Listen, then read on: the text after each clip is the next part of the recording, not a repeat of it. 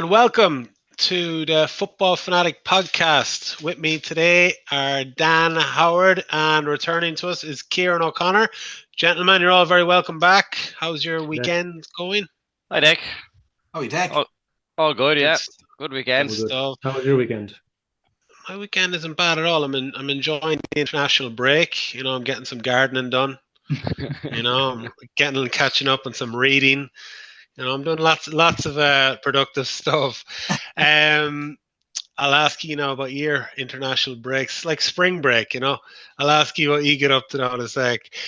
Thank you very much to everyone who has subscribed and who is following us on YouTube and Spotify, and to everyone who is following us on Instagram as well. We really appreciate it.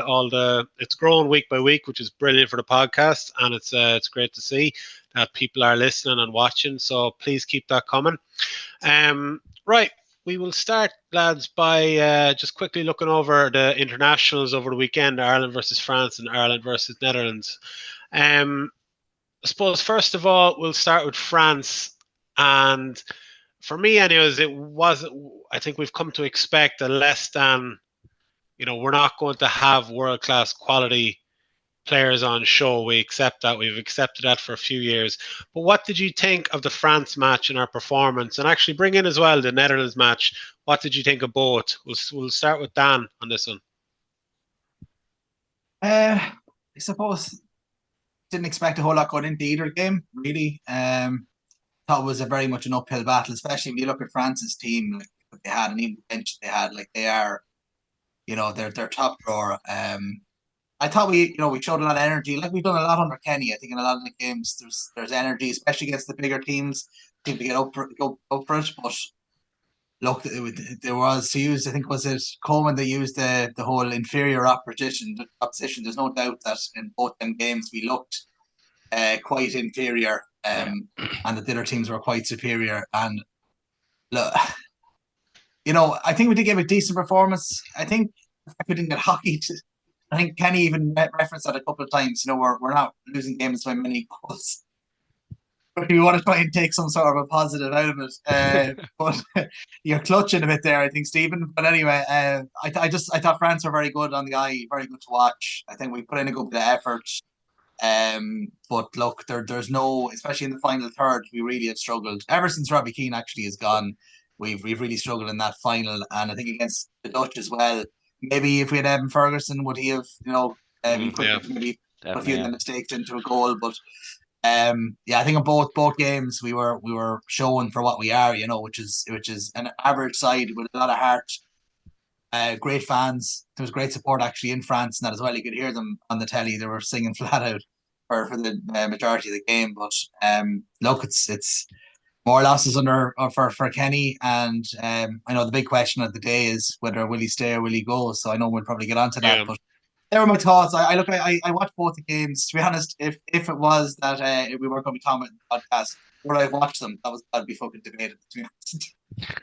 At least you're honest. No, I appreciate that. Yeah. No. When it comes to the international football, in particular Ireland over the last number of years, there's not enough opioids in this planet to make it enjoyable. Let's be honest. So they do try though, but it's very hard to watch and to get excited about it. Anyway, that's me. I agree. No, I agree. I mean, for years, like we can never kind of give out about Ireland lacking heart or lacking, spirit. Like, they've had that. They have always had that. And maybe that comes with the underdog element. But, as supporters, kind of, like, Howard, I'm going to come on to you now because I know you were at the Aviva last night. But as supporters, for us anyways, I mean, growing up, we were lucky enough to kind of be of an age where we could appreciate the likes of the 2002 World Cup, where we were, we had Robbie Keane, Damien Duff, Roy Keane before he went AWOL. I mean, we were fortunate enough to kind of come up of that age where, like, it was exciting to be an Ireland fan. We had quality players who were playing in the Premier League every weekend, and I looked forward to international breaks. Like, when we were growing up, I was lucky enough to go to a lot of matches in Lansdowne and then some in the Aviva. But over the last 20 years, that's the last time I was excited about Irish football, was the early 2000s when we went to the World Cup. Literally, since then, it hasn't been enjoyable, and I don't look forward to international breaks anymore. So I'm gonna come back now in a few minutes just to as why Ireland have gone the way they've gone. But Howard, you were at the Aviva last night, so just what did you think of the two matches? Well, just on the French game, I guess the Chouameni strike was, he could do that against any team, and you can't really do much about it. Like, I think if we had held on maybe a bit longer, we might have stood a bit of a chance. But they're putting chances in from there. It's not like they worked a great move and broke us down. They just, it was a hit and hope, and you just put your hands up for that, and just you can't do anything about it. But the Dutch game, from being at it yesterday now, like, went in, the atmosphere was at the start was electric, lads. It just, like, when they just when they kicked off, there was a minute of silence at the start, and then they just when that finished, like, the roar from the crowd was just insane. Like, and in fairness, like, the fans were trying to get behind them as much as possible, and then obviously we had a chance, and then the corner, and then you had the handball from the corner, and I thought we looked dangerous from the corners each time we went in. Yeah, That's not a good, like, from looking at it, that's not a good Dutch team. Like, that team isn't going anywhere in the World Cup if they get to the World Cup. Like, they don't have, like, you're bringing on Veghorst, and, like, they don't have the players. They're kind of like us, like, as you say, back in Saipan, we had a few Premier League players. Our standard has dropped.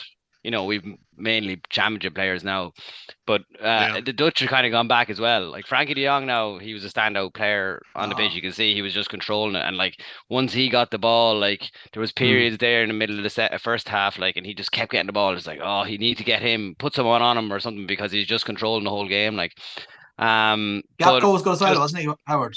Gapco was good. Gapco was good. Yeah, His pass for their equalizer was very good. Like, I just felt brilliant. like they were there for taking. Like, that there was a couple of chances that we nipped the ball off them right when right in their half, like, and we were just going, and Ida is just too slow, like, to do any, Yeah, like, he gets the ball, he just panics, and he just didn't know who to lay it off to, or whether yeah. to shoot himself, and it was just a bit infuriating, because if you had Ferguson there, I think he would have pounced at a bit more of them chances. So I thought he was probably a big loss now in that game last night. And I think, from Kenny's point of view, yeah, like, and from the group's point of view, you had to win that one, or else, well, the qualifiers are gone now. But even for his own career, like, yeah.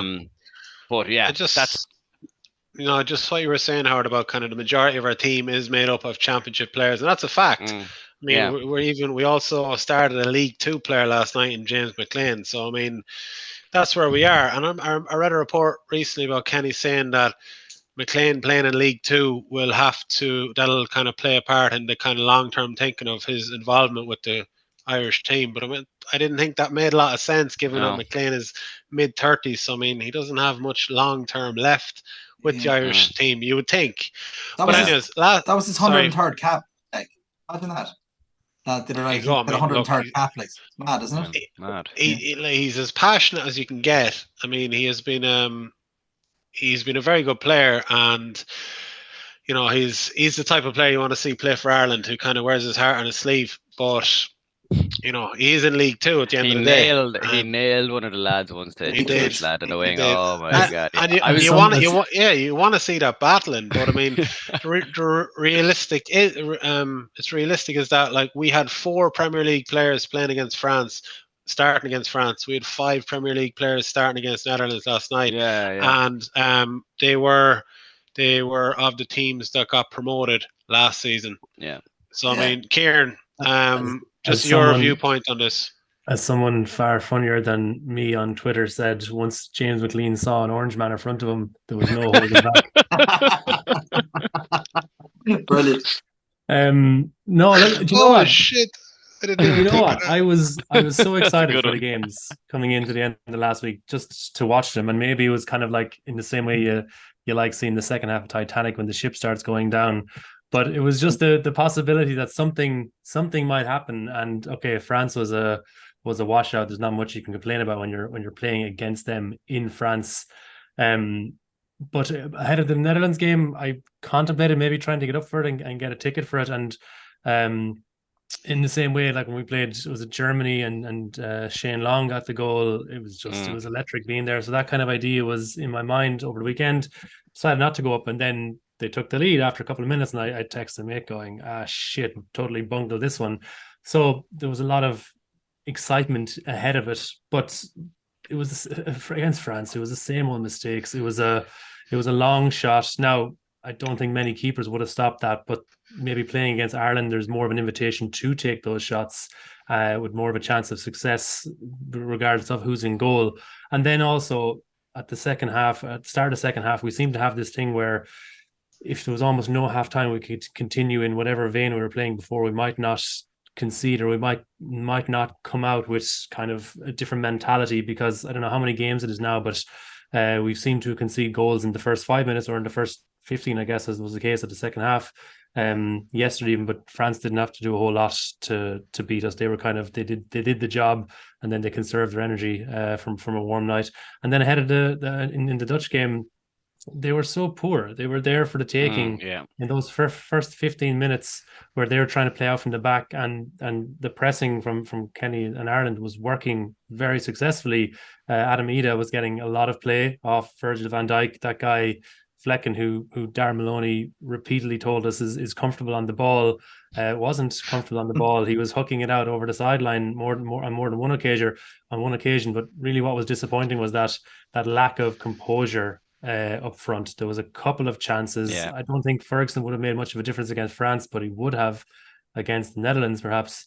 Ogbene had a great chance. He took a touch and he kind of lost it there when there was this kind of scuffling in the box.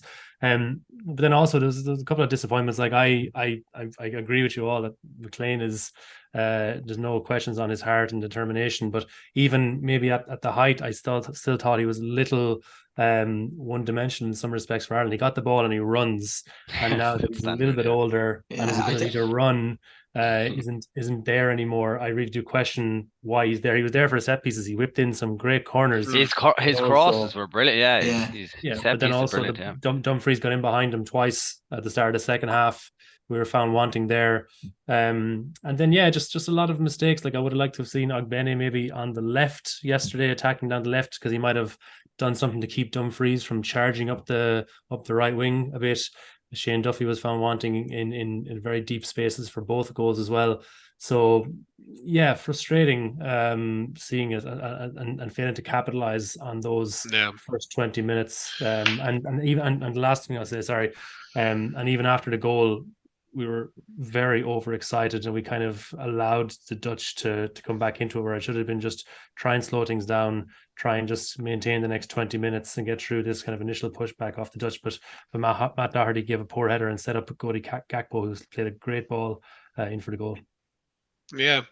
No, all fair points from the three of you, and I suppose I've just made a few notes, in my opinion, as to why Ireland have gone backwards over the last kind of 15 to 20 years. And I suppose it's not that we have bad players, like they are solid professionals, but the overall quality, it's no longer there. And I think, as I was saying, like the last time I genuinely felt excited about an Irish team was the early 2000s. And in my opinion, like there's been a lack of investment by the FAI at grassroots level, lack of investment in the League of Ireland teams. There hasn't been effective training for coaches. And like I'm not gonna sit here and just kind of blame John Delaney for everything that's gone wrong with the FAI over the last 50 years, because like it's pointless pointing a finger at just one person. But I mean, during that time, you've seen the likes of the GA and in particular the IRFU, how they have got their strategy so correct that 20 years ago, when they've set up all of these kind of training programs for players, and now they're reaping the benefits 20 years later with a team that's number one in the world and one of the favourites to lift the World Cup. Yeah. For a country of our size to be able to do that, there's your kind of standard for the FAI to follow. And in fairness, I've kind of doing the research, like in the last 4 to 5 years, basically since the whole FAI scandal came out about, money, etc., going different ways.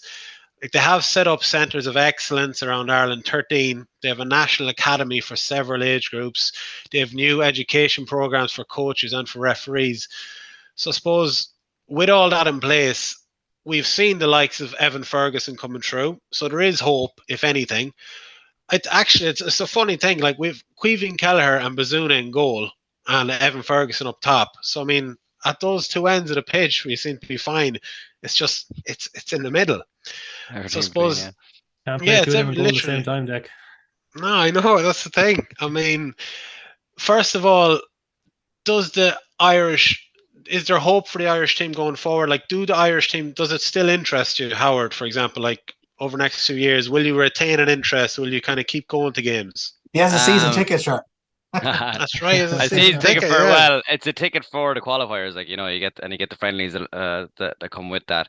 Um, Look, it's waned considerably since, let's say, your saipans and all that. Like it's just because Kieran was there talking about, oh, he was thinking about going up to the game because for that moment that he got. You're living for moments when you're it's following those Ireland, like moments. It's Mhm. the but it's the Shane Long, it's the Robbie it's the Keane Shane moment. Long. It's Yeah, they're exactly, and I can't see them moments happening with this team absolutely. and manager. And I think that just simply comes down to, like, we're playing this style of football, which we all know we're playing, and it's not backs against the wall and like try get a one corner and get a header. For some weird reason, teams like that, like your Trapattoni teams and your Martin O'Neill teams, tend to pick up results more better than playing this Yeah, stylish Yeah, football. You know what I mean? And yeah. like this idea of like if we were defending against the Dutch, maybe like with our backs against the wall for the whole game,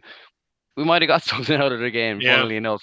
But we're playing we're playing, the style of football that everyone wants to see, the passing and all that, which is great. But we just don't have the quality players to do that at this level to 100%. basically win, get at one of these great moments again. Like, you know what I mean? I don't think it's there for us with that quality. I think you need to have. It's kind of like Burnley, you were saying, Dan, Burnley playing this nice Yeah, football, yeah. and Bit yeah, and naive they're, though. Like, they're like, Yeah, you, like Howard, put it this way, like, would you prefer to have been in the Viva last night, have watched puke football for 80 odd minutes and potentially come out with a draw or slimed a one on the break and won, or sit there watching them play decent enough ball? Kind of good Kenny's kind of question. philosophy is, so that's where it's really where you're at now. Good It's question. Yeah. The people the cry for thing, long enough around yeah, the getting thing to what the people, style of play. yeah, the oohs and ahs and the disappointment that the crowd were given was when, let's say, it was just a simple pass. Like, it was like we're doing all this nice football, but then it gets to some player and he just can't play a simple pass. Like, yeah. Mm. and then it's just like, oh, like, like it just like shows our quality, like, in certain areas, and it's just Our lack of. yeah, Yeah, lack of quality. Like, yeah, so it's just that kind of bit is, I suppose, is infuriating. While if you're watching the team defending and maybe a long ball up, yeah, look, I don't want to go back no, that I crack. get you. You know what I mean? No, but I'm not going back to that for long ball football. But under basically under Kenny, okay. So we're trying to play this nice, attractive football. Football, look, when it works, it looks brilliant. When it doesn't look, when it doesn't work, the team ends up kind of, looking. Not they don't look stupid, but their lack of quality is very much kind yeah, of there for everyone to see. So on to that. With Kenny, like, do you think Stephen Kenny is the man to bring Ireland forward? Like, he's most likely going to see out this campaign. Do the FAI change? Do they stick with him for the next 2 years for World Cup qualification? And just got a quick yes or no and a quick explanation. So, Kieran, what do you think?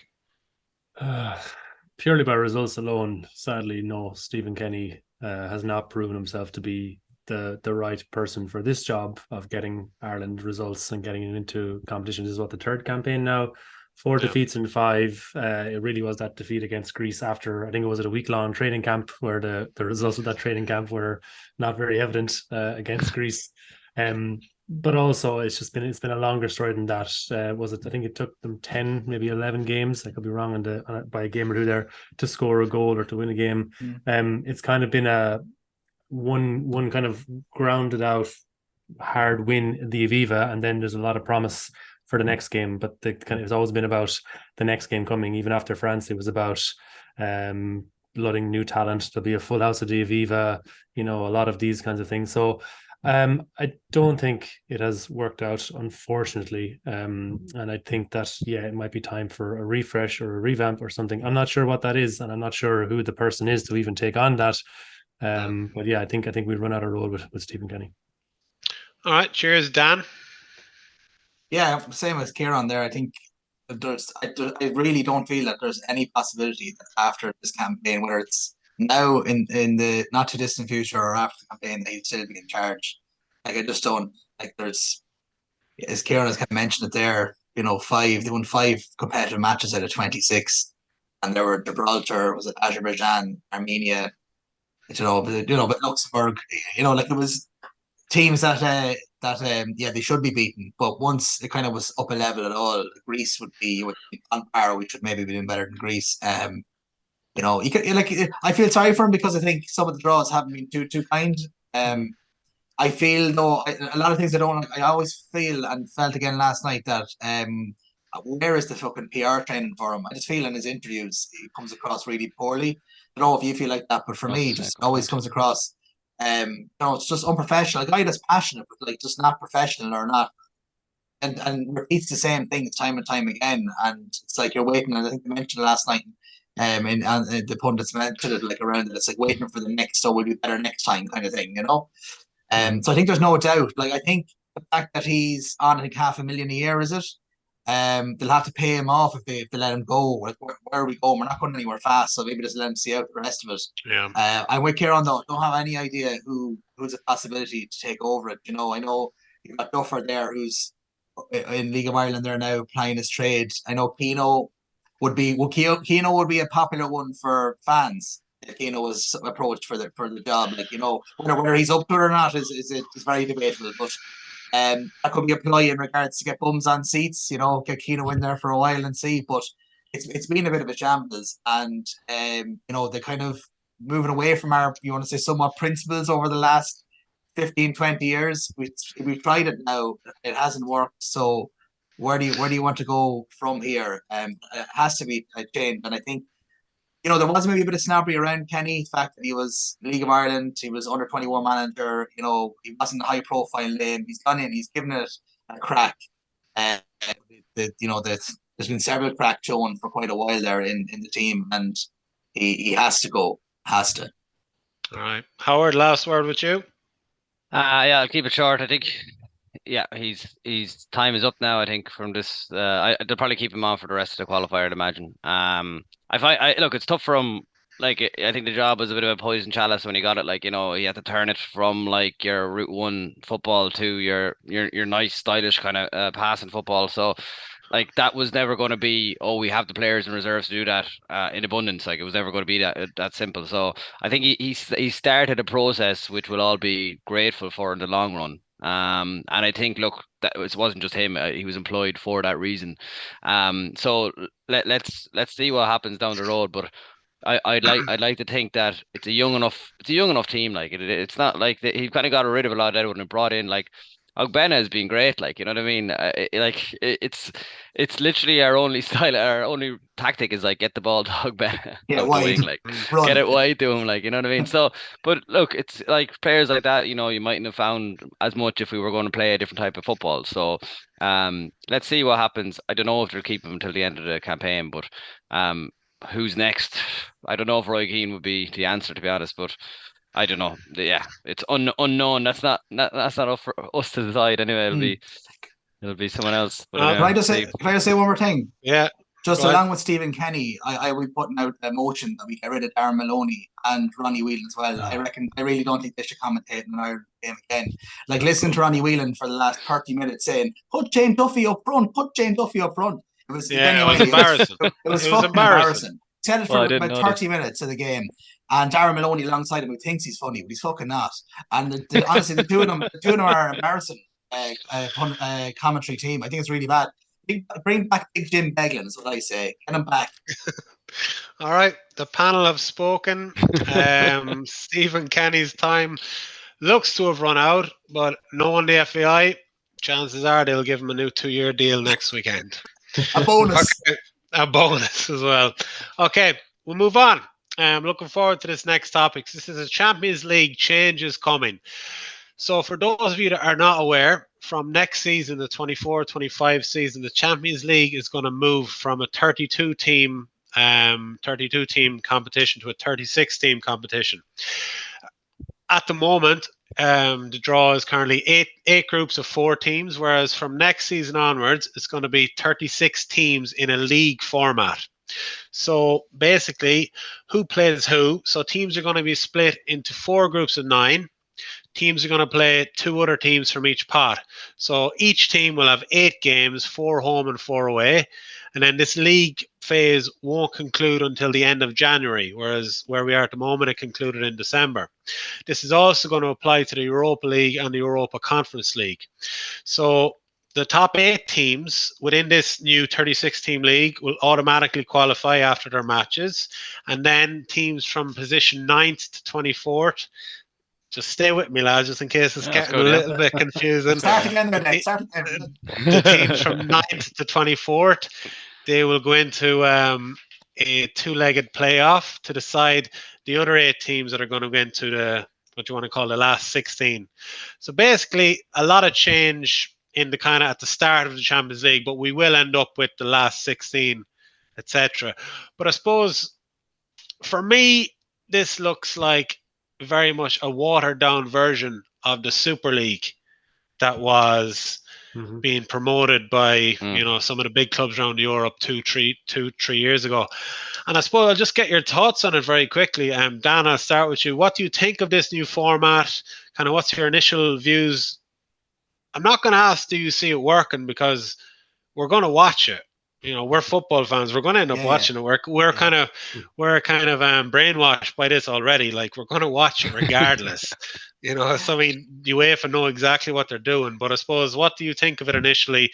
How do you see it going? I think that firstly, when this was announced, and now I think they've changed it once or twice since they kind of come up with what you just read out there, Beck. Initially, glad because Liverpool maybe have another chance of getting into the Champions League. The fact that there might be an extra place. I think it was 6 out of the last 7 years, England would get one of the extra places. So if there's 5 places up for grabs, look, it means more football, more money, more revenue. So there is positives with it for football fans. We like sitting there on a Tuesday and Wednesday night, which I do. This year, unfortunately, to be a Thursday night, but sure, look, we can only do what we can do, and I think that it'll be good for football fans. I think players won't be too happy about it. It's extra games. I want okay. I want to come to you on that specific point about players and players' well-being and all that. But if you don't mind, just keep that aside just for a sec. Yeah. So it's slightly confusing. I think that change can be good. It sounds like it can be. It's going to be more exciting to understand what you're saying, like around the kind of the Super League. Obviously, this is they're doing something to try and to spice it up for the Champions League. But so basically the way it will work is, say for Manchester City, for example, they're going to play 2 teams from pot 1, so home and away. So 1 home, 1 home away. So that can realistically mean in pot 1 will be the likes of Real Madrid, will be the likes of Bayern Munich. So realistically, in this new league format, City could play Real Madrid at home, Bayern Munich away. I mean, automatically that's exciting. I didn't like the idea of the Super League, but I do like the sound of this. Just Sorry, to go ahead, make Howard. it clear, so it's not actually. It could be a different team away than it is at home for the. Oh, that's interesting. I didn't know that. I thought it was it's called the Swiss model, and it's based on. Don't ask me why. It's based on chess, where you're in a league, but you don't have to necessarily play everyone in that league. You can only play a few teams in that league and just get on with things. That's how UEFA are operating now. But each team is going to play 2 teams in pot 1, 2, 3, and 4. 1 team at home, 1 team away, and then the top 8 qualify automatically. 9 to 24 to go into a playoff. 2 more games, then the 8 teams that come out of that will be the other 8 teams go into the last 16. So, Kieran, what are your initial thoughts on this? You kind of have to wonder sometimes when things are being dreamed up again or kind of reformatted? Is it a way to maybe consolidate the power of the kind of top ruling clubs? Is it a It way to is kind of maybe, absolutely. is it a way to widen the reach? Like, might we see more trips to far-flung places like Bate Borisov in Belarus or FC Astana, I think it is in Kazakhstan. Maybe we'll see some nice Euro trips. But in my extensive research about the new Champions League format, when I read that it was called the Swiss model, it got me thinking about the Swiss as a people and what's to like and what's not to like, and perhaps this new Swiss model will mirror the direct democracy style of Swiss cantons, and there'll be more teams with more say. It'll be more democratic, or perhaps it will mirror the low tax approach of Switzerland and favor those who already enjoy the enormous wealth they have, whilst the minnows try and get their slice of the pie at high effort and little reward. So yeah, we'll That see was what poetic. Yeah. That was beautiful, man. I A lot swear of to thought into God. that. Absolute. That's going to get its own clip. That's going to be like the advertisement for the podcast every week going forward. Howard, what do you think of it? Yeah, look, I think, look, I think it's no harm for having a little bit of change. I think people get a bit pissed off when they see something different, and they want the traditional, four team group. So I think, look, like, let me ask you guys, were you getting bored about with the old format? Yeah. I Look think at maybe, this year, even like City's group. It's pathetic. Like, as in, like, would you yeah, bother even tuning in to watch them? It's Mhm. it's such a steamroller for them. There's a few of them every year now in the last couple of years where you're kind of like, there's nothing to get excited about really within some of the groups. I think anyway. Well, yeah, no, I agree. Realistically, this year, I think Arsenal, City, Man United, I think that they're going to get through their groups no problem. Hmm. Newcastle have a more difficult task, yeah, but it's different. It's like it's a big change up, but it is a means of getting the big teams playing each other. And they call it like so the stakeholders will have more of an input. That's how UEFA defined it. This whole new concept, we have created this so that the key stakeholders will have a greater input in, and the competitiveness will be improved. That's all bullshit. It's about money. It's about getting yeah, more it's all teams. money. It's Yeah, more football games on Yeah, TV, exactly. making more revenue. It's Of course. it's yeah, rumored to bring in an extra 1 billion this whole new format. So I mean, there's your answer. At That's least, why yeah. it's that's the, Yeah, yeah. yeah. That's why it's been set up. But But it just will. Sorry. Go ahead, Howard. No, I like it is a good point. It's just I was just right up there that the Carabao. Let's say you have I think the Carabao second leg. You know the way I think it's the semi final gets to the second. You have two legs, and there's a couple of Yeah, FA Cup games. I think there's going to be clashes absolutely. with them. I think in January as well. I hear there's going to be the way usually there's a lull in January for the Champions League. There's going to be games now on then like yeah. so. That's what I Look, mean. it's probably good for It's, fans so. it's that's I'm moving on. That actually moves us on to our next point perfectly. Basically, because it's going to go into January. Okay, so where it ended now in around mid-December, now it's going to kind of go into January and that. So like, are domestic leagues going to suffer as a result? For example, the Carabao Cup. Are we going to see teams participating in the Champions League selecting weaker teams in the Carabao Cup, or for what is it? Is it the fourth round, third round of the FA Cup at the start of Hmm. January? Are we Yeah. going to see teams kind of selecting slightly weaker teams so they prioritize the Champions League? Yeah. There's Well, But they're doing that African anyway. Nations Cup. Yeah, there's African Nations Cup on as well I in know, January. yeah, I Just know they're doing this anyway, but I suppose if there's a greater emphasis now on the Champions League and more money available, like forget about the coaches, like are the kind of head people going to start prioritizing this new format, this new Champions League? More money is available, so like, look, they'll have a word with the coach. Look, this is yeah, where we're Like, going. I think 100%. I think at this stage now, if you're going to be in this Champions League format, you're going to have two squads. Like Yeah, your teams, like you have your five subs in your league that you're able to use. You're going to need two top quality squads. Like that you can. Yeah. It doesn't matter if you rotate them, or if you're playing PSV away, like you can put in whoever. Like so that'll be the real key. We're talking about Newcastle, like say for example. Newcastle might struggle now with their squad when it comes to playing on all them fronts, like you know what I mean. So they What? might have Yeah. to do what you're saying, Deck, and they might have to sacrifice or do whatever. But like yeah. them teams need to get up to a level where they can have two 11s on the pitch that they can throw at each competition. And one killer there as Dan. well is that in the Premier League it doesn't have the winter break. All the rest of them do. Yeah. So that's Yeah. another, where's all that going to fit into it as well? Because it just seems like the Premier League, clubs are just going to be playing pretty much. There's going to be no time off. Especially as Howard said there, we're in the Champions League. The games are competitive, and I think wherever you finish in that league format in the Champions League, higher you finish, the more chances and probabilities you're going to have a weaker team. So it's not one of these things where, all right, we've qualified here, we're into the knockout stages. It means nothing. Now you're gonna, each place that you get, you might get it's a chance to have probabilities you get an easier opponent. So of course it's going to take emphasis, and financially it's going to take massive emphasis in that as well. Absolutely. So I don't know where the likes of the Carabao Cup, where that goes, thing. and the FA Cup. Yeah, they are going to. I love the Carabao Cup. I love the Carabao Cup. Energy drinks. You love energy drinks, don't you? I love the Carabao Cup. We won it. We won that cup 5 years in a row. Like, it was fucking brilliant.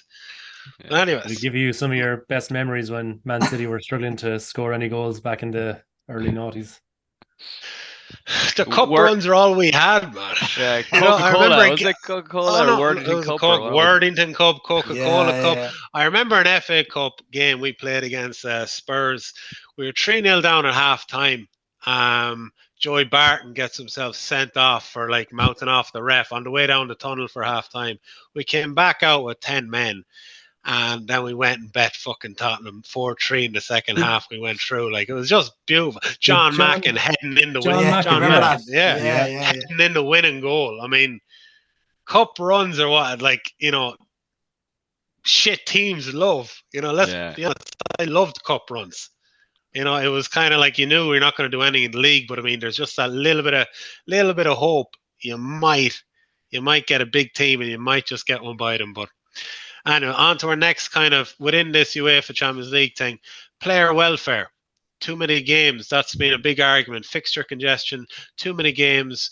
Are the players being treated fairly, etc.? That's going to be the main argument, I'd imagine, from a lot of managers, that they're playing too many games, they're not being looked after. And then you hear a lot of people arguing, saying, well, the players are being paid so much money to be a professional footballer. It is their job to play football professionally. Just get on with it. So, I mean, there's obviously two sides to this. Kieran, what do you make of that argument? I don't think players will have much of a problem about playing too many games. There's perhaps some teams who might go all the way in the Premier League and the Champions League and they hit close to 60 games a season. But a lot of the other teams are not playing European football. They're playing the 38 games in the Premier League and then a couple of cup games. They're paid ridiculously well argument doesn't hold so much for me, because outside of being paid outrageously well, players' football lives probably aren't all that exciting, because you're just training all the time and you're just waiting for the excitement and the kind of thrill of playing a game. So no, I think players want to be competing, especially in the top squads, to be on that team that you might be playing well enough in the league that then you're guaranteed to be starting in the Champions League or whatever your relative next level is for the lower teams as well. So no, players will also want that chance to prove themselves and to look good and to score goals and all those things as well. So I don't think that it's I don't think it carries much water. No. Okay, Dan. Yeah, like Kieran said there is that kind of rhetoric was going around last year. I think as well a lot of that was due to they put on a few pointless friendly games before the Euros the World Cup even started. There was the Euros and the World Cup, there was a lot of stupid friendlies that were on. The League of Nations as well is another thing. It's kind of, I think a lot of the international football plays a part in that kind of around the amount of games that teams are playing, and then how competitive a lot of them international fixtures are. All the best players are going to be picked, obviously, because they want full stadiums. They want to be putting out second string opposition for international teams and that as well. But there's no doubt that it came up. I think originally, Deck, wasn't it that they've changed it, that there were a lot of they were looking at doing 10 games. The original proposal was 10 games and then that got put back to 8, wasn't it? Because there was a bit of kind of a kick up around that. So it is going to be an awful lot of extra games, but all the teams that are in there should have big enough squads to manage it really. And then, as Howard mentioned earlier as well, the subs thing has been brought in. The 5 subs, there's a lot more rotation, so there's a lot more lot less minutes should be in players' legs. If clubs are, with all the technology that they have now, they can see fatigue. They can see when players need a rest, or and managing their minutes. So I don't know. I agree with Kieran there. I don't think it's as big of a thing, and I don't think the money thing really comes into it too much either. Yeah.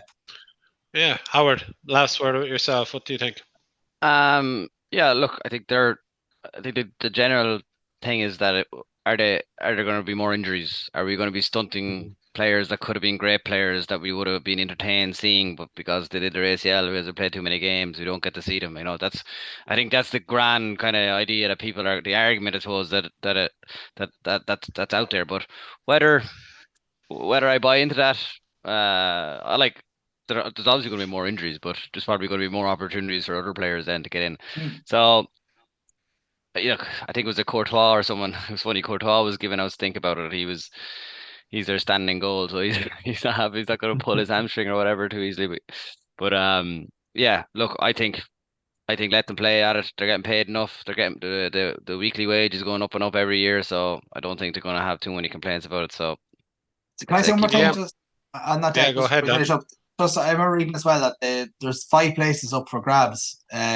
England realistically probably will get it based on how well you do in Europe the season before. So with the amount of money that's been spent in England, and when you look around the other leagues, like where the Premier League is miles ahead of any of them other leagues in regards to money that they're spending on players. So I suppose one question will be how dominant England and the Premier League will be in Europe. Will it become a bit kind of boring because England may dominate? Because I think if the extra place is 5, if an English club wins the Europa League, that's another Champions League place. That's 6. That's true. And then if you were to win the Champions League, I'm not sure. I'm nearly sure I read that it's England. If they had everything went their way, you could have 17 potentially in the Champions League, which in a way sounds good. But like what I'm trying to say is that all the money is England seems to be dominating financially. So are they just going to really start to dominate Europe in that and the Europa League and the conference? No, we didn't really touch the Europa League or the conference. But they're being changed to that Swiss model as well, aren't they? So yeah, they're all changing. So basically, I think it's different. It will get a lot of interest. And look, we're going to watch, as I said, like that's just a given. There's no changing us now. So basically, with the league format now, it'll be interesting to see come January when the top 8 places are decided, and then whatever the playoffs, etc. The top 8, it'll be interesting to see because you just have a feeling that like it's going to be that Super League that they spoke of 2 or 3 years ago. You just have a feeling like your top 8 is going to be precisely what the likes of Perez from Real Madrid. That's what he had in mind, and UEFA just went and did it a different way. Deck, just before you move on to the next topic, and it might help the next topic is would you see a Saudi Arabian team coming into that Champions League format in the next 5 years, 10 years? It's already been talked about. Absolutely. 100%. Whether I don't think it should happen, absolutely not. They have their own version of the Champions League. Let them stay over there. But I mean, no, genuine. They have their own version, but I absolutely 100% think that there's negotiations, and they'll throw money at it, and they'll throw, they'll dangle the card, etc. If you let us in, we'll give you this and that. It shouldn't happen, but I have no doubt that talks have already begun to try and make it happen. Kieran, Dan, would you be in agreement there? Oh, 100%. I think like Ronaldo is over there now.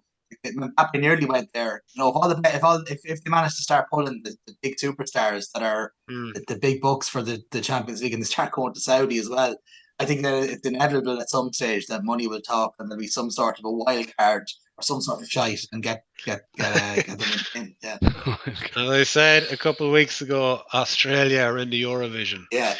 What do you call it? All right. It leads us on nicely to the next topic, which is the Saudi Pro League. And I suppose their transfer window ended last Thursday night. And Dan, you were delighted. At 2 minutes past 10, Dan had posted a picture of Mo Salah on his social media pages with like a big red heart emoji. I was like, My God, man. But no, it closed last Thursday night, so the circus has finished its business for the summer.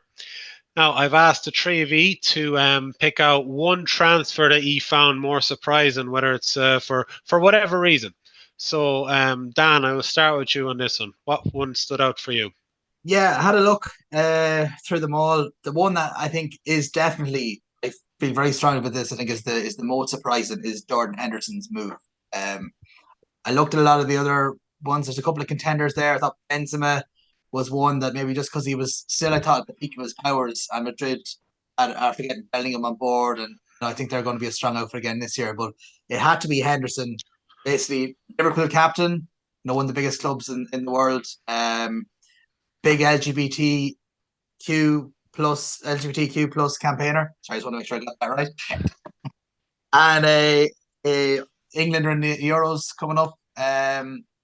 So I just felt that of all of the ones who had the most to lose or the most to gain financially and the most to maybe lose professionally, and I thought it was Lord Henderson. And then I don't know if any of you seen his Athletic interview. Yeah. And Henderson would always for me have come across very PR, like well PR trained from England and from Liverpool. He would be well PR trained, but I don't know, that interview was a mess. It was a complete car crash.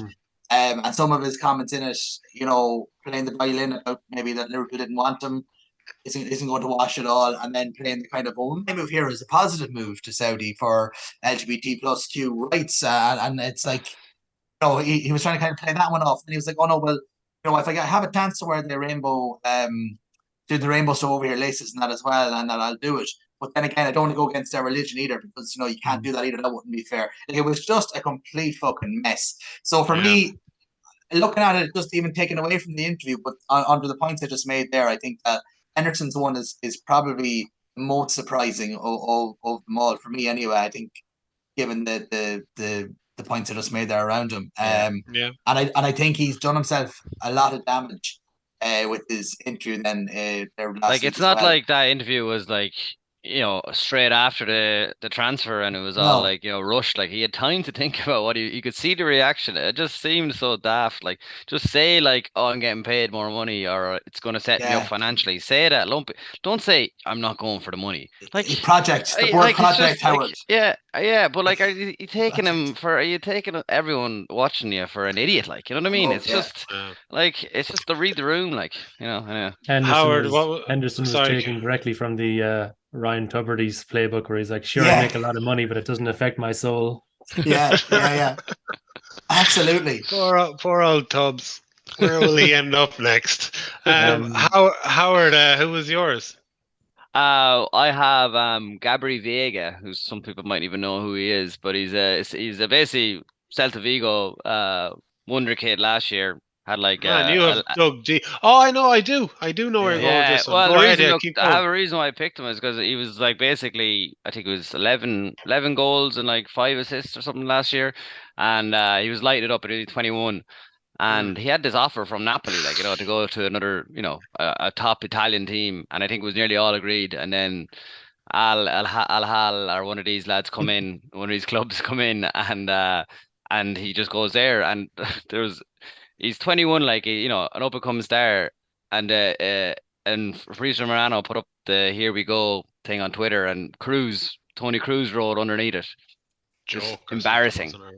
Just embarrassing, like, you know what I mean? So like, he could see the way his line of thought was just like, you can see this guy who he knows, he's watched La Liga. You can see the talent that he has, and for him at that age to go there, he just thought it was a bit of an embarrassment. It's ridiculous. So it was just, and like, especially when you have like a class team like Napoli with like insane fans like that you could go to, and you turn that down. Like, it's just like, how much do you care about your money, and how much do you care about like the actual football aspect of it? Like, you know what I mean?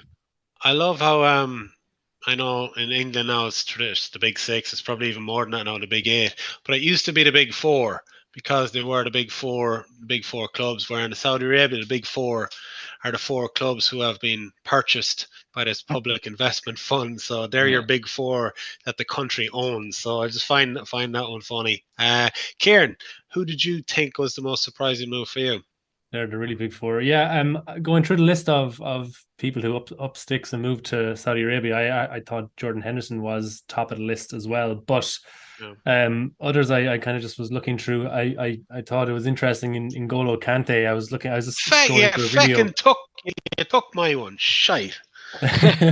Well, no, the reason I thought is he in his promotional video for Al Ittihad, which I had to watch because it didn't look like N'Golo Kante in the jersey. I had to watch and make sure it wasn't a body double or someone. But the video was branded of N'Golo Kante with a kind of stamp saying he's approved for signing, and he asked people to not listen to fake news. So I'm not too sure what that was a reference towards. But the most interesting one I thought of all was not even a player, but managerial appointments, and that was, of course, Ala El Etifak, Mr. Steven Gerrard, who's gone to manage there.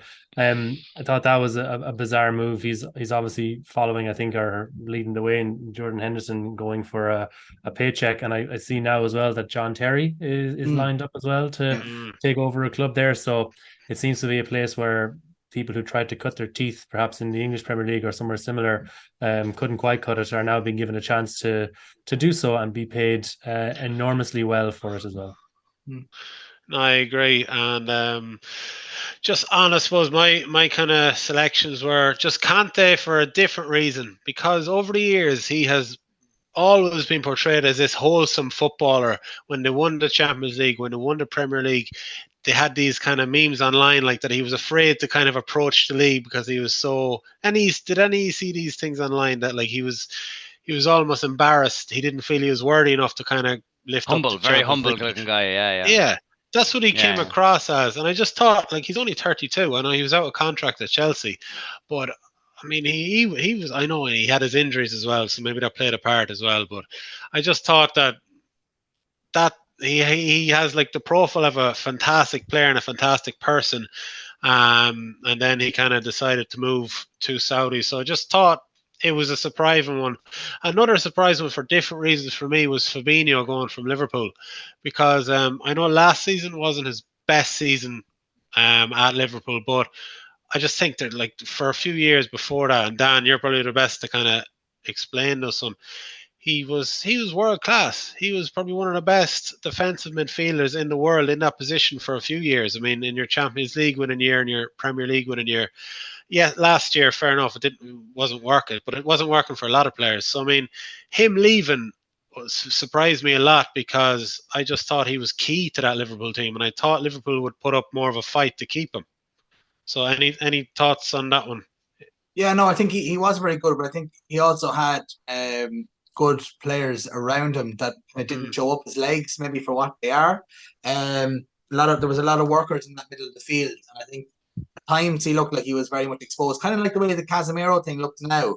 I think there's a bit of that kind of in looking at Fabinho from last year. But there was talk, I think, the summer before about potential move. 40 million then, it's probably decent enough money for him, considering he was probably on the, I think he was on the like Kante. They're not getting any better. And the scary thing is like where Howard mentioned there about Vega, like Ruben Neves was another one when I was looking through the list for me, because Ruben Neves will only get better. He's 26 and he's gone to, and then United, was a lot of Premier League clubs. I think Arsenal were linked to him. There's a lot of Premier League clubs were at least he said he went for the money, like, you know what I mean? He did though. He did. But the scary thing is that they're not just attracting players who are maybe past their sell-by date. They are now starting to attract players that are in their prime of their career as well. So, but yeah, that was my thoughts on the Fabinho one. Again, though, don't think we replaced him, and that's where my annoyance is. Looking at it, like, we don't, like, Fabinho was great at cynical fouling. He was a strong presence. We haven't replaced that. The dark arts. Yeah, he was great at it. He was great at it. He was very good at it. Okay, so just before we move on, I just wanted to get all of your thoughts on Neymar moving to Saudi Arabia. I just wanted to get Kieran, what did you think of Neymar going to Saudi Arabia? It's a match made in heaven for all the wrong reasons. For all the wrong reasons. Straight to the point. Howard, what did you think?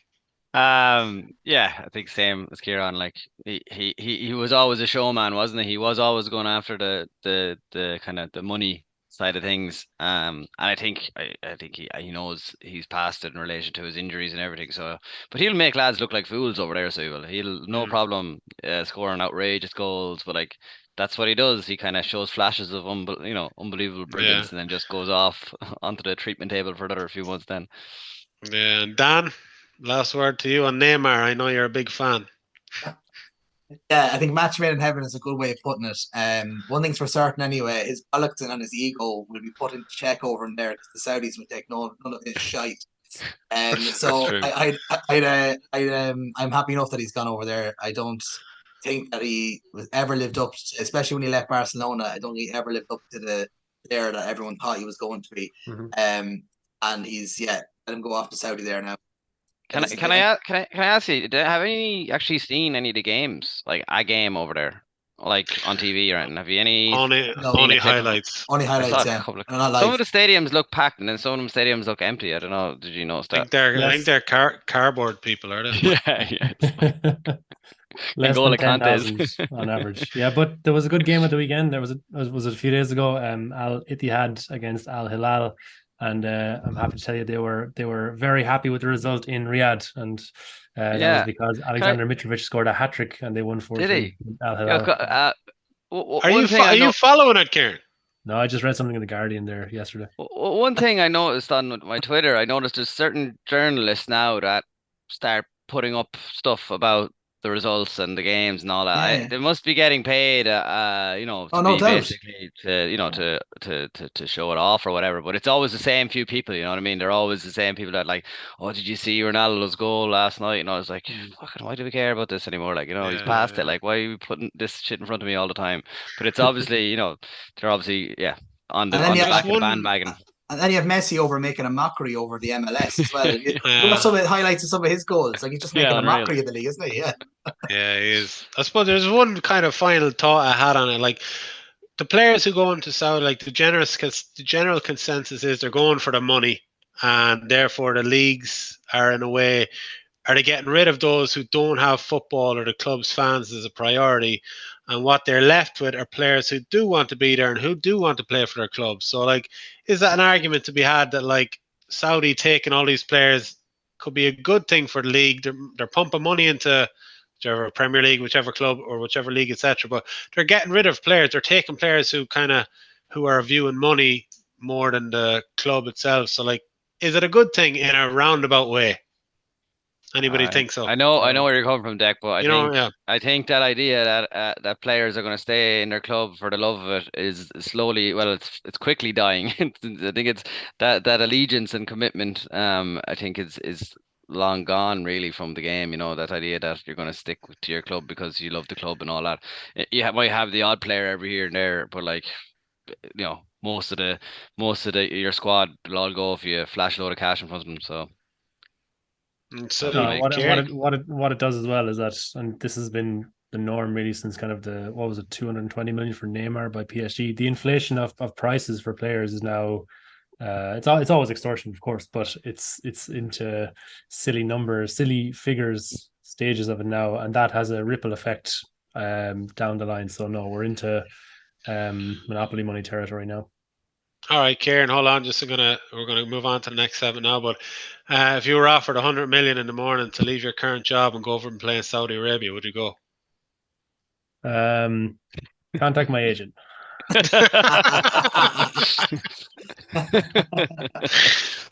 Brilliant. Yes, I see your fence out the window there, Kieran. Your fence there. I see it. I see that fence out there. Yeah. Sitting on it. Yeah, you'll be sitting on it. Contact your agent. Very good. Okay. Now we move back to Fanatic 4. We didn't do it last week as the international break, but thankfully it is back next weekend. So the 4 games, we have United and Brighton, West Ham and City, Bournemouth and Chelsea, Everton and Arsenal. So Dan, I'm going to start with you. Man United versus Brighton. What do you think? I just feel the on-field and off-field problems that Man United is concerning. So I can't fancy them to beat Brighton at the weekend, who are flying. So I've gone for an away win, 1-0 Brighton. 1-0 to Brighton, very good. You talk about United issues being concerning. Are you concerning or are you enjoying? It feels familiar. There's another It team. does. But Oh, yeah, Kieran, you spoke about this psychodrama. earlier on in the season. I talk about a season we're like 6 episodes in, but you spoke about this a couple episodes back, calling it the psychodrama that will inevitably come to Man United midway through the season. We're not even midway through. We're going to approach in the 5th game. It's like a And telenovela. You're just guaranteed absolute drama out of Manchester United because they're the biggest club. They get the most, I think, historically in the league in the last 20 years. They get the most attention or minutes on Sky Sports News, and they have attracted a lot of drama over the last 10 years or more. So there's more attention and scrutiny on them, and they have just been getting things so wrong in so many ways that it makes for great entertainment. I think that the first couple of weeks of this Fanatic 4, I picked up United a few times and they've lost. So now, knowing my luck now, I'd say Holland to go out and score a hat-trick on his home debut now at the weekend or something. But yeah, I think Brighton could definitely go there and cause them serious problems, couldn't they? So absolutely, of course. Howard, what do you think for this one? Yeah, I've kind of similar trail of thought, but I have 2-2 down for the game. Brighton are just so dangerous when I think they play nearly the bigger teams. They nearly turn up, like you saw against Newcastle. They've done it to Arsenal numerous times. Just like I don't know, play us off the park. It's kind of weird in a way. Like in the Emirates, I think it was a 3-2 or 3-1 to bet Arsenal last year. But anyway, look, I think United coming into it with the form, like especially after that Arsenal game, the United Arsenal game, like you don't want to be going into an international break like that after the back of a kind of a cruel loss like that, and then to pick the players up, and then you're playing Brighton, who were like, coming off a very good win. So I could see a couple of goals anyway. Yeah, Brighton are like, I don't know. Brighton are a team. We saw them against West Ham. West Ham beat them easily, but that was because West Ham sat back and got them on the counter attack. I don't think United are going to be playing like that in Old Trafford. So, no, I have 2-2. Yeah, we'll see what happens. Be a good game. Definitely, yeah. Kieran. Yeah, I was almost inclined to go for a United win just because Ten Hag getting them in shape after Arsenal game, but Howard has convinced me otherwise. So 1-1. International break though is a killer usually for the bigger team. Yeah, that's why I agree. They're a bit disjointed, so it's Yeah, no. Okay, move on to West Ham versus City. Howard, we'll start with you on this one. I have 2-1 City, so an away win. Think look, that's just going based on West Ham starting the season well. They might get a goal, and then City just obviously being City and will get the 3 points. You never know though. It could be a tough game. Clash. Could be a tough game. Absolutely, yeah. Dan? Yeah, I have 2-1 City as well. 2-1 City. Okay. And Kieran? I'd have to go 2-0 to City. I just think, I think they'll have too much. Okay, very good. Just on City myself, I do think we'll get a win, but I think it could be similar to the Sheffield United game. We're going to attack them. It's going to be tough to break them down. We will get one, but it wouldn't surprise me if they also got one. I'd actually go for 2-1 myself as well, but we shall see. All right, Bournemouth versus Chelsea. Kieran? 1-1. Yeah, 1-1. I think Chelsea, not hopefully, but I think they will have tried to get their house in a bit more order. But then anything is possible. It's a different kind of psychodrama with Chelsea. I absolutely. They're kind of coming up their own soap opera this season. 1-0 to Nottingham Forest at Stamford Bridge. Nobody could have called that one.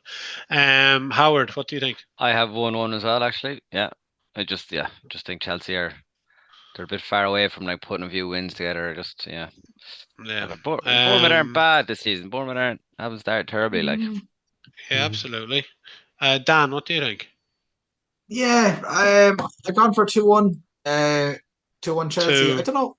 2-1 Chelsea. Yeah, I don't know if Bournemouth. Yeah, I don't know if they started too well though. I definitely feel that that open, expansive game that they're looking to play. I could see Sterling and Martinez and guys break. Yeah. Maybe I think they'll beat them anyway. Yeah, and I still I'm yet to be convinced that this new style of play at Bournemouth is going to pan out for them. But yeah, I think Chelsea will go there and win. Sterling maybe with a point to prove after not being picked by Gareth Southgate as well. That's right. He didn't pick him. Yeah. And he Just on that, actually, very, very quickly, Gareth Southgate picking, look, I know he's a City player, Calvin Phillips and Really? Harry Maguire. Yeah, stop. Southgate Like, got all the calls wrong at the weekend because he had Harry Maguire, who was so clearly very rusty and spent his time clattering into his own players when Ukraine scored, and also Henderson, who was Heard that also he was found terrible. wanting for the goal. heard that.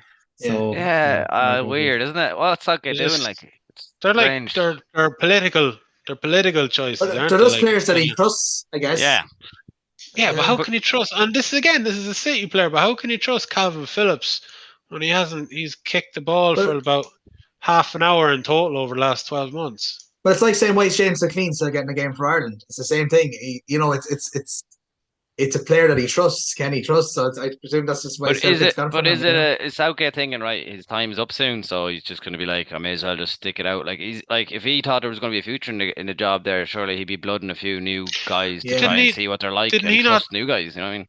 Yeah. I thought he signed a new deal though, didn't he? I heard murmurs of something. Well, recently so.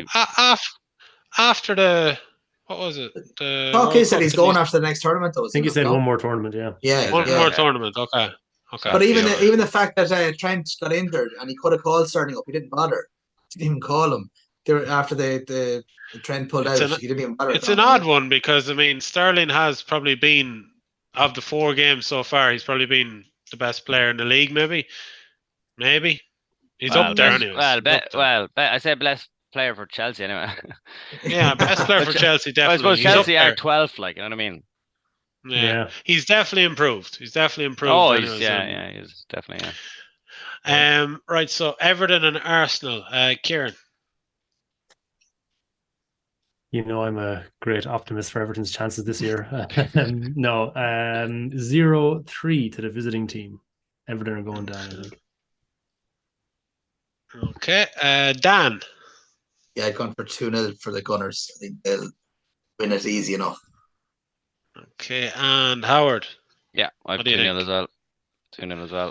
Like, the only thing I'd say on that is that we always seem to play Everton when they're really, really, like, doing terribly. Their form is crap, and somehow they always end up getting a result against us. That happened once last year in Goodison, and it was like they'd lost, I don't know, many on the bounce, like 8 or something stupid, and then we turned up and they beat us. So, yeah, you wouldn't know what. Well, I'm just caveating my 2-0 really is all I'm saying. Fair enough. All right, cheers for that, man. We'll come back to you on the next episode and see who was right, who was wrong. Now, just a final mention to Monksland United. They got their season up and running yesterday morning in Cushla Park versus Mullingar Town, and it ended with a 1-1 draw. Bring back Deck. Bring back Deck. The texts have been coming in all morning saying, "Where are you?" Don't encourage him. All right. Yeah. So their last man standing is back up and running next weekend. So don't forget to get your picks in. Dan, who's your next pick going to be? Or no, hold on. This is a very secretive thing. You're not giving away anything. Possibly Spurs at home to Sheffield United, but I'm not 100% yet. Okay. All right. Oh yeah, Kieran, Spurs Ange Ball is becoming bigger and bigger, man. People are talking. A lot of people are talking about Ange Ball now. You heard it here first, guys. Telling you, I didn't have a clue. Exclusive. I thought he was getting this lad from kind of just because he was managing Celtic, but I mean, the more I look into it, there's a history there and like a very kind of interesting history of kind of blooding players in, and there is a genuine philosophy. And I mean, what I thought was a mediocre signing in getting him to the Spurs now looks to be a very astute signing. So far, it could look Spurs are Spurs. This could still go absolutely belly up. Yeah. All right. We will leave it there. As always, you can you can watch and listen on YouTube and Spotify. You can contact the podcast on Instagram at Football Fanatic Podcast, by email on footballfanaticpodcast@gmail.com. Thank you very much to everyone who has subscribed and followed, and please continue to do so. Gentlemen, thank you very much for your analysis and input, and we will be speaking to you again, okay? Have a good week. Thanks for that. Cheers, Zach. Cheers, guys. Have a good one.